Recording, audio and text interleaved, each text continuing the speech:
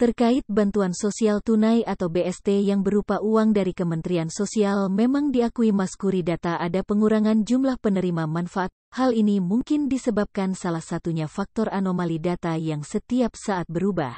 Maskuri berharap semua stakeholder khususnya pemerintah desa bisa lebih berhati-hati dan teliti dalam input data kemiskinan baik PKH BPNT atau data kemiskinan yang lain, agar tidak terjadi kesalahan dalam penginputan data. Tunai yang melalui kantor pos itu beberapa waktu yang lalu, bulan Maret itu ada pembagian sampai 48.000. Ternyata bulan April itu hanya 38.000, kurang 11.000 lah.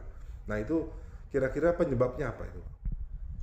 Jadi kaitannya dengan bansos, bantuan sosial dari kementerian atau dari pusat itu memang tidak hanya BST, tapi termasuk program PKH, BPNT, sekarang sedang diupayakan oleh Kemensos ada perbaikan data. Sehingga hampir di skema yang ada itu kuotanya fluktuatif. Trennya semakin berkurang karena ditemukan ada anomali data yang masih belum selesai perbaikannya, misalnya dari sisi NIK, kesalahan nama dan yang lainnya yang setiap bulannya kami sekarang diberi target untuk ada perbaikan data. Ini kuncinya mohon kepada semua stakeholder, terutama karena data itu berawal dari pemerintah desa, untuk mari bersama-sama saya berharap untuk lebih meningkatkan dalam pengertian serius untuk perbaikan data ini, karena kami di tingkat kabupaten kalau dari di hulunya tidak melaksanakan dengan baik, ya, kami kesulitan untuk perbaikan, termasuk sinkronisasi atau pemadanan data dengan data kependudukan. Ini alhamdulillah kami sudah bisa bekerjasama dengan baik dengan Dukcapil, karena kunci untuk perbaikan data ada di Adminduk. Kalau dari desa sudah diperbaiki, tapi secara Adminduknya belum sama datanya dengan data di Dukcapil, ini bisa tertolak perbaikannya. Sehingga ini memang perlu kerjasama dan kerja keras kita semua untuk perbaikan data. Nah, selama data ini tidak diperbaiki, yang terjadi yaitu tadi kuota akan berkurang karena dari kementerian pedomannya adalah data yang clear secara Adminduk maupun di DTKS. Nah, untuk bantuan sosial tunai itu kan masyarakat miskin. Itu sebenarnya syarat-syarat kriteria masyarakat miskin itu apa, Pak?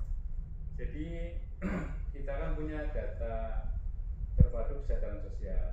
Di situ warga negara Kabupaten Brebes sudah terakses di DTKS. Nah, kemudian dari DTKS itu kan ada desil 1, desil 2 sampai dengan desil 4 sampai 10 sebenarnya. Yang menjadi sasaran adalah desil, terutama desil 1 dan 2. Desil 1 itu yang kalau kriteria bahasa kemiskinan istilahnya yang sangat miskin. Kalau desil 2 itu miskin, 3 hampir miskin, dan seterusnya sampai yang mampu itu. Nah, kunci dari kemudian apakah dia miskin atau tidak memang diproses pada saat perbaikan atau akses pengisian DTKS itu tadi.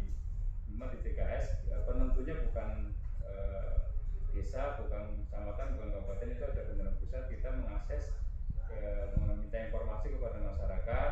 Nah, nanti dilihat dari mulai kondisi rumahnya, akses misalnya lampu, penerangannya, akses sumber air bersihnya, kemudian aset yang dimiliki dan seterusnya.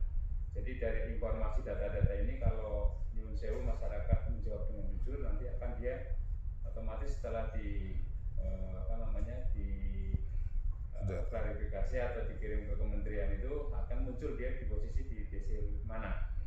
Kalau dia masuknya ke desil tadi 1, 2, biasanya akan menjadi sasaran program-program bansos yang dilaksanakan oleh kementerian, itu dari apa itu PKH atau BST atau BPNT. Itu sebenarnya dari situ. Jadi kriterianya sebenarnya ada di pada saat mengakses itu yang dari tadi sisi kondisi rumah, kemudian pekerjaan, usia sekolah, lansia, disabel, kemudian akses air bersih, akses penerangan, termasuk aset yang dimiliki. Biasanya yang aset ini kadang nyuwun sewu kurang cermat pengisiannya sehingga kadang ada salah